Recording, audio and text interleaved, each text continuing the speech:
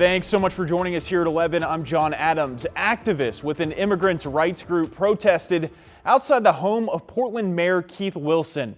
It's over a land use violation issued to the owner of the ICE facility building last September. Corey Johnson heard from the group and has the city's response.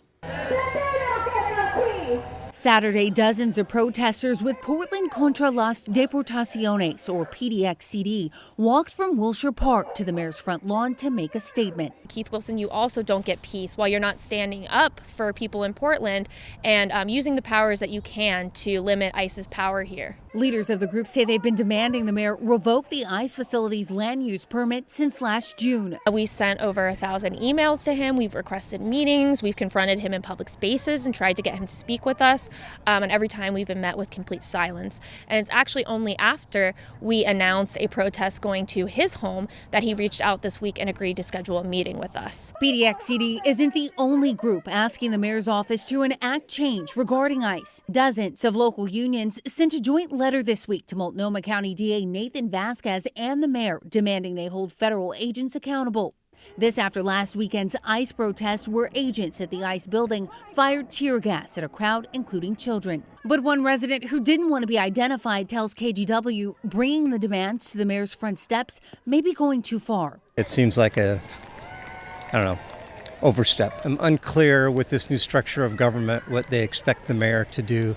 I feel like he's on the same page with the protesters. We checked in with the mayor's office about today's protest. City leaders told KGW in a statement, quote, "The mayor does not have the authority to unilaterally revoke a land use agreement." However, some say that answer is not enough. He can make an executive order and declare the building a nuisance. He could make the executive order to change zoning code to shut down the Portland ICE facility. He is abdicating responsibility, essentially. He actually has a lot of influence over this process.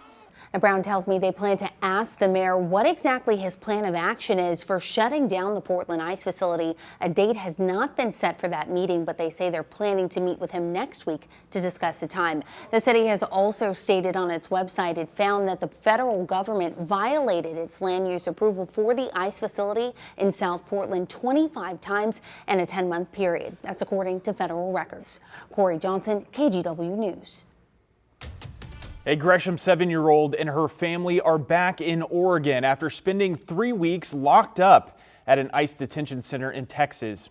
KGW was there as the family arrived home early this morning. Oregon State Representative Ricky Ruiz says the family members are reportedly thinner and tired, but are regrouping with friends. They were escorted back home to Oregon by Congresswoman Maxine Dexter. Dexter had flown to Texas to check in on the family, but was denied access to the detention center. A statement from DHS offered this explanation for the detention, saying, quote, "These parents illegally entered the U.S. with their daughter in 2024 through the disastrous CBP One app and were released into the country by the Biden administration. Any application for asylum does not preclude immigration enforcement." Waited in Mexico for their appointment.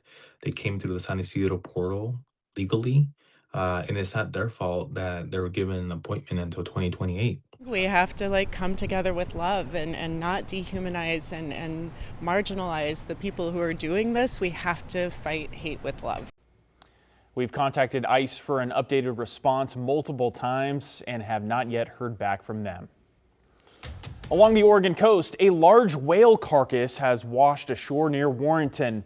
The Seaside Aquarium said the 46-foot fin whale was found this morning north of Sunset Beach.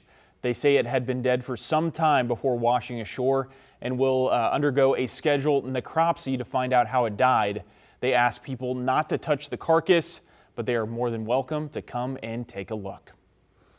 All right, let's take a live look outside right now over the Rose City. This is more of what a winter weekend should look like. Cool, cloudy, and rainy out there. We haven't seen that in a while, it seems like. Let's check in with meteorologist Joe Ranieri with a look at our forecast for Super Bowl Sunday. Hey, Joe. Well, hey there, John. Yeah, good thing it's going to be, kind of a wet day. A lot of people are going to be running those errands, getting all the goodies in place for the kickoff at 3:30 right here on KGW. Tomorrow is going to be a wet start.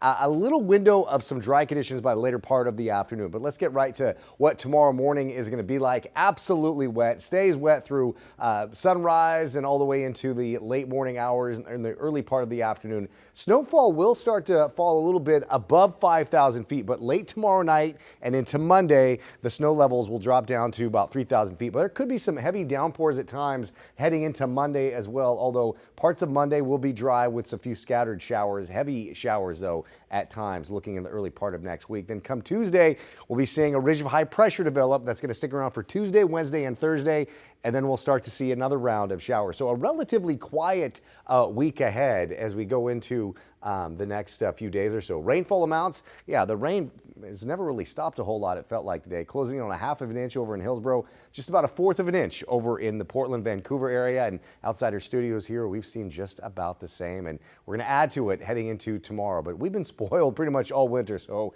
I think we can handle a weekend of some rain. I'll talk more about your detailed forecast and what you can expect to see in the coming days up in the mountains in just a few minutes. All right, Joe, thanks so much.